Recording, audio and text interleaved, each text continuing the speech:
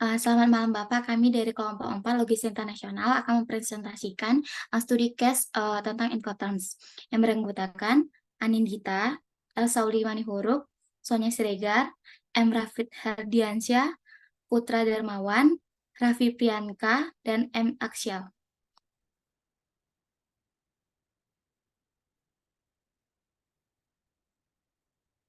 Next slide. Untuk slide ini, Incoterms 2020 itu ada 11 jenis. Yang pertama itu ada X-Work, Free Career, Free Alongside Ship, ada FOB, ada CFR, ada CIF, ada CPT, ada CIP, ada DAP, ada DPU, dan juga DDP. Untuk studi case yang ada dalam soal, mungkin bisa jelaskan sama teman-teman yang lain.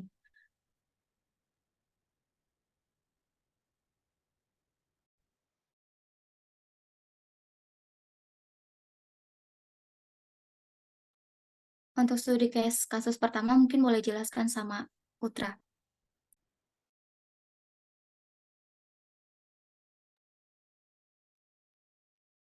Kasus pertama, berdasarkan informasi kasus ini, kasus Atlas Mining dan tambang Amico di Caledonia Baru, income yang mungkin tepat untuk digunakan adalah CIP, Cost, Insured, dan Price.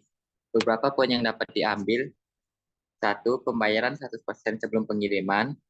CIF memungkinkan penjual Atlas Mining untuk mengatasi persyaratan pembayaran 100% sebelum pengiriman sesuai dengan kebutuhan tambang Amico, karena sebelumnya Atlas ini tidak pernah berbisnis dengan tambang Amico. 2. Tanggung jawab penjual sampai ke pelabuhan tujuan. CIF menempatkan tanggung jawab atas risiko dan pembiayaan pengangkut dari Atlas Mining ke pelabuhan tujuan Caledonia Baru pada penjual Atlas Mining. Ini sesuai dengan preferensi Atlas Mining untuk menangani pengiriman barang sampai ke pelanggan tetapnya.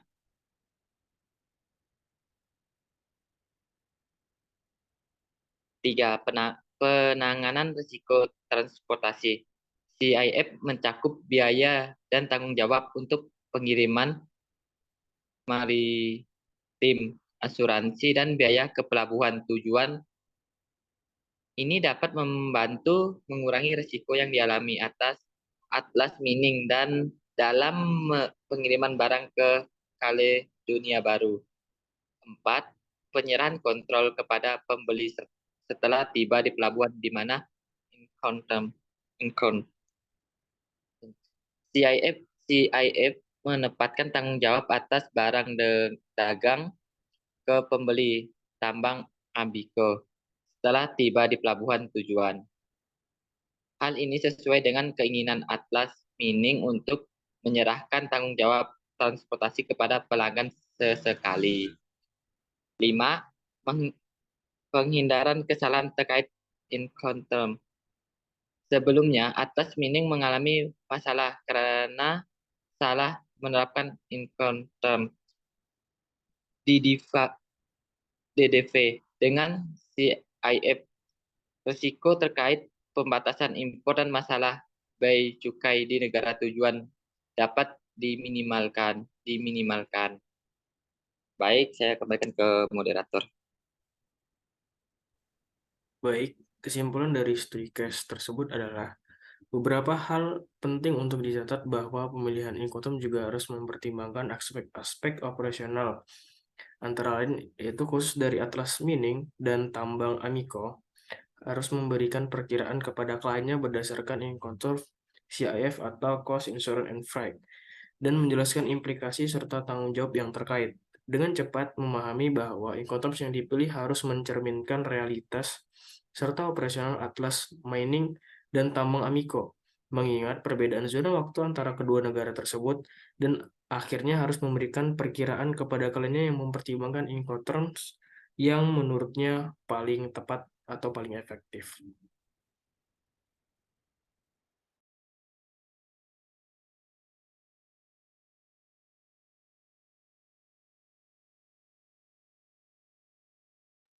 Oke, mungkin kasus kedua akan dijelaskan oleh rekan saya.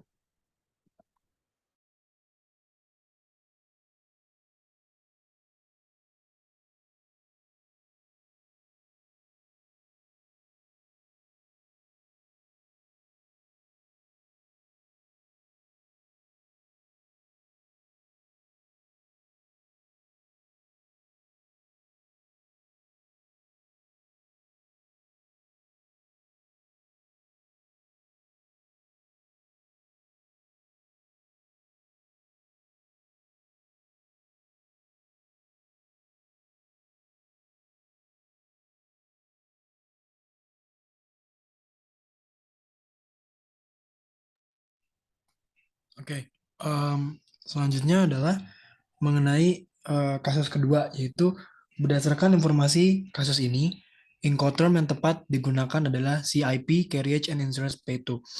Nah, dengan beberapa poin yang terdapat dalam case diantaranya yang satu, pembayaran 50% pada penandatanganan kontrak dan 50% setelah kapal berlayar. CIP ini memungkinkan pembayaran sebesar 50% pada penandatanganan kontrak dan 50% setelah kapal berlayar sesuai dengan persyaratan penjualan yang diterapkan dalam kontrak antara Prolab dan Klinika Alana. Nah, yang kedua, pengangkutan dengan river atau wadah yang dikontrol suhu. Nah, ini CIP mencakup biaya pengangkutan dari Prolab Plus ke pelabuhan tujuan dengan river sesuai dengan kebutuhan pengiriman produk farmasi yang memerlukan kontrol suhu. Next slide boleh. Nah, yang ketiga ini ada tanggung jawab penjual hingga ke pelabuhan tujuan. CIP menempatkan tanggung jawab atas risiko dan biaya pengangkutan dari Prolab Plus hingga ke pelabuhan tujuan Santiago, Chili pada penjualan Prolab ini. Nah, sesuai dengan keinginan Prolab Plus untuk membebaskan diri dari tanggung jawab secepat mungkin setelah pengiriman peti kemas ke pelabuhan Montreal. Yang keempat, asuransi barang terjamin. Jadi CIP mencakup asuransi barang yang dapat memberikan perlindungan kepada Prolab Plus dan Klinika Alana terhadap risiko kerusakan atau kehilangan selama pengiriman. Yang menjadi penting karena mengingat nilai yang tinggi dari barang dagangan.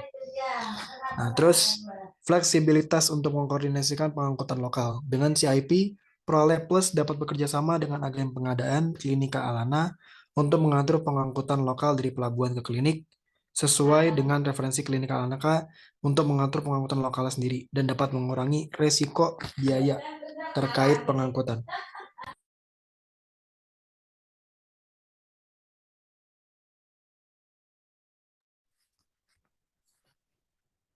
Untuk kesimpulannya, pada kasus ini, beberapa hal penting juga dicatat bahwa pemilihan Incoterm juga harus mempertimbangkan kebutuhan dan preferensi operasional khusus dari Prolab dan Klinika Alana. Harus memberikan estimasi kepada manajer Prolab Plus berdasarkan Incoterm, CIP, dan menjelaskan implikasi serta tanggung jawab yang terkait.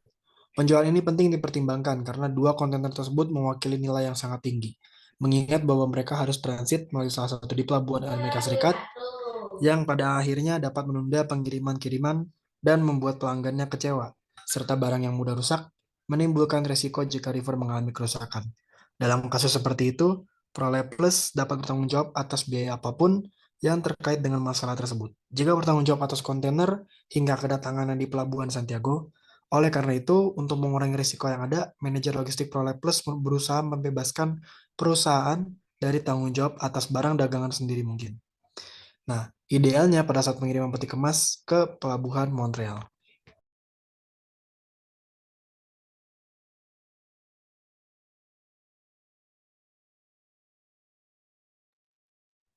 Ya, untuk kasus ketiga, berdasarkan informasi kasus ini, sirkuit Hemisper dan teater ET Incoterm yang tepat untuk digunakan adalah DAP atau Delivery at Place dengan beberapa poin yang terdapat dalam case diantaranya. Satu, pembayaran berdasarkan tahap-tahap penyelesaian. Yang di dalamnya itu ada DAP memungkinkan pembayaran dilakukan berdasarkan tahap-tahap penyelesaian sesuai dengan persyaratan penjualan antara sirkuit Hemisper dan teater Athena dalam kurun 33% pada penandatanganan kontrak, 33% pada saat menerima kit, dan 33% setelah menunjukkan pertunjukan terakhir diadakan. Yang kedua, pengangkutan laut yang lebih ekonomis. DAP memungkinkan sirkuit hemisfer untuk menggunakan angkutan laut yang lebih ekonomis daripada angkutan udara, sehingga dapat menghemat biaya pengiriman perlengkapan pertunjukan.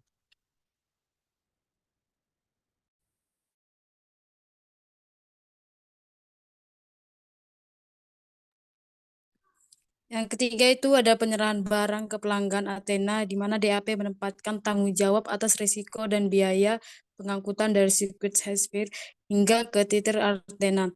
Ini sesuai dengan keinginan Direktur Program Teater Athena untuk tidak terlibat dalam prosedur impor atau pengiriman barang dagangan ke teater yang tidak memiliki banyak pengalaman atau keahlian teknis di bidang ini. Yang keempat, fleksibilitas untuk mengkoordinasi pengangkutan lokal, di mana DAP memungkinkan sirkuit Hemisphere untuk bekerja sama dengan operator transportasi lokal dan pialang bea cukai yang dikenal oleh Direktur Program Teater Athena untuk mengukur kontainer di Yunani dan mengirimkannya ke teater. Yang kelima itu ada pentingnya mengurangi biaya tambahan dan risiko. Dengan DAP itu ada sirkuit Hemisphere dapat menghindar biaya tambahan yang tidak terduga seperti biaya tambahan bahan bakar dan biaya pembongkaran yang melebihi waktu tunggu yang disertakan oleh perusahaan transportasi.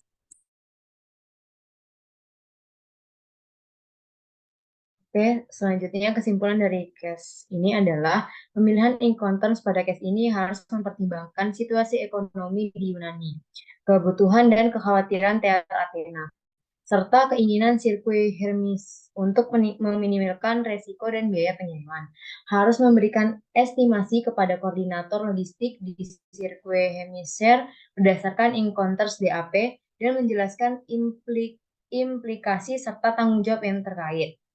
Mengingat situasi ekonomi negara, Direktur Program Teater Athena sangat peka terhadap biaya yang harus dikeluarkan untuk membeli tiket pertunjukan. Semakin sedikit orang yang mampu membeli kegiatan budaya dan menjual tiket pun menurun. Selain itu, faktor yang mempengaruhi adalah sulitnya proses impor di Yunani, khususnya bea cukai dan pembayaran bea cukai bisa jadi panjang dan rumit. Baik, itu tadi saya kembalikan ke moderator.